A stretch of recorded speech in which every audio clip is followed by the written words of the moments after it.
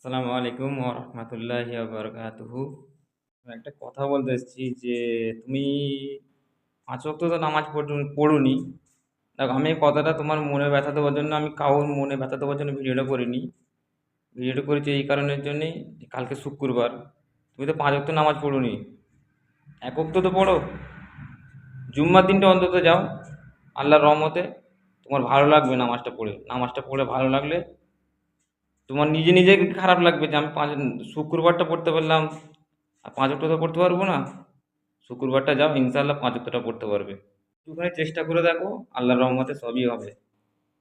নামাজের জন্য আমাদের নামাজ পড়তে যাও, আমাদের নামাজ ছাড়া কিছু নেই। নামাজ ৫ ওয়াক্ত ফরজ করা হয়েছে, আল্লাহর তরফ থেকে ৫ ওয়াক্ত নামাজ ফরজ করা হয়েছে।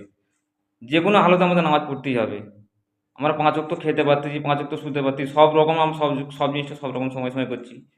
৫ ওয়াক্ত নামাজটাও পড়তে হবে। ৫ ওয়াক্ত নামাজ পড়া ফরজ। আমাদের উম্মতের প্রতি মানুষকে ৫ ওয়াক্ত নামাজ পড়া ফরজ। তা আল্লাহর রহমতে তুমি নামাজটা পড়ো, ইনশাআল্লাহ নামাজ ধরে নাও, খুবই ভালো লাগবে। আমিও পড়তাম না, আমিও আল্লাহর রহমতে ধরেছি, আমারও খুব ভালো লাগছে। তোমাকেও বলছি নামাজ পড়ো, একে অপরকে নামাজের জন্য বলা দরকার। সবাইকে ৫ ওয়াক্ত নামাজ পড়া ফরজ ভাই। নামাজ পড়ো, ৫ ওয়াক্ত নামাজ পড়ো। জুম্মাটা যাও, আল্লাহর রহমতে কাল থেকে দেখবে তোমার নিজেরই ভালো লাগবে, তোমার ৫ ওয়াক্ত নামাজ পড়তে